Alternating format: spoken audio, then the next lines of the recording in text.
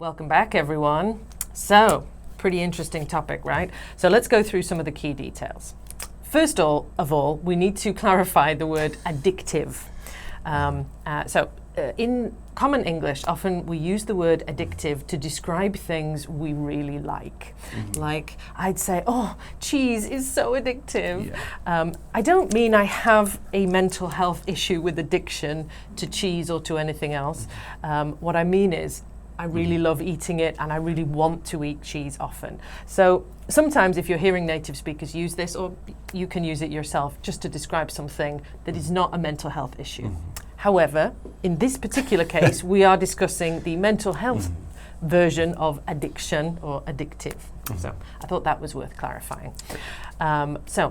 Very recently, the World Health Organization has added a new classification of mental health issue to its register, video game addiction, very specifically spelled out like that.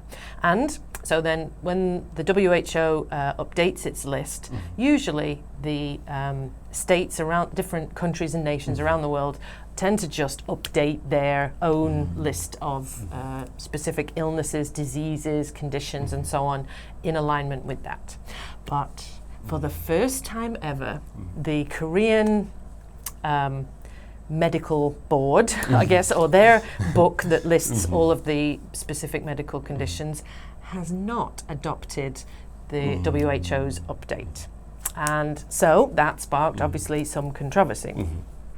The probable reason behind this is Korea's vibrant and lucrative video games industry. You know, think about the esports and the massively popular phenomenon, professional video gaming that has been going on for many years now. You know, people come to Korea to attend esports events. You know, international video gaming champions compete here in Korea, and Korea also produces many video games. It has many very successful companies, which it exports all around the world and has made many popular games. So maybe classifying video game addiction as a specific illness or problem might not be the greatest addition to this, to encourage the video gaming environment and community. So this provides another point of contention, which could be seen as, are the government excluding this specific illness simply for profit? But, you know, or are they just excluding this illness because they genuinely don't believe, as John doesn't, that video game addiction is an actual health condition? So there's plenty of interesting little angles and players in this debate. So we're interested also to hear your opinions. So while those guys are discussing their opinions on this issue, how about we talk about some of the backstory. Why do you think Korea has become such a dominant country in the gaming world? I mean, you hear this all the time. People who are getting on like massively multiplayer online games or any sort of online tournament games, they will often try to avoid the times where Koreans get on. Because if they avoid those times, then they can get more competitive matches. And when the Koreans got on, they'll just keep losing. Or for a challenge, they might go there as well, right? I'm not sure exactly all the reasons that go into this, but if I had to take a stab at it, make a little guess here, it would be the highly competitive nature that Koreans are raised in, along with the high amounts of stress that come with it. And those kind of train a lot of Korean gamers to both be being able to concentrate a lot on the game, figure out what's wrong, and immediately change in order to create the best play that they can make, but also have that high competition to always want to be winning rather than just having fun. And then, of course, you know, maybe game as a little bit of a stress relief. So it's like a positive reinforcement to that activity. I would guess those are a couple big steps. some insightful comments there. Yes, very interesting. I wonder what you guys think as Koreans. Why are you so good at these games?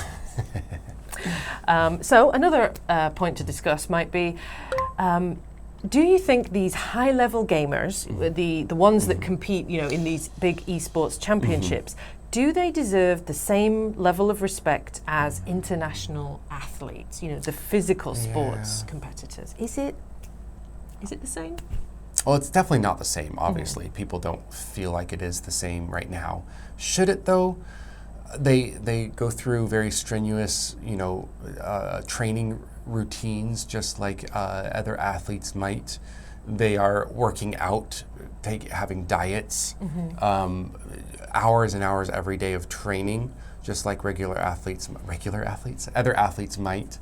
So if you're going in respect of the amount of effort put in, then yeah, they should be quite equal. But if you're going for the social view of everything, I don't think video game competitors will ever be on the same level as, let's say, a runner or a swimmer, something that's seen as much more traditional. I see. Yeah. I guess. It doesn't seem like it's going to be introduced at the Olympics anytime soon. Not to say that it shouldn't or that it won't eventually, but yes, still breakdancing is controversial enough for the Olympics right now. I don't think they could handle esports yet. But who knows, maybe one day, maybe in the future, it'll be standard practice and we'll all be, cheering on our favorite Tekken players in the Olympic Tekken Championships.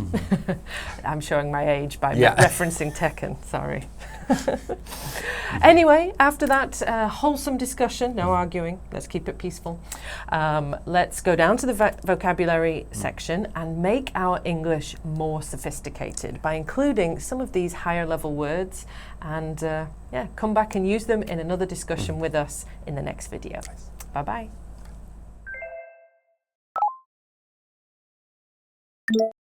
Take issue with something.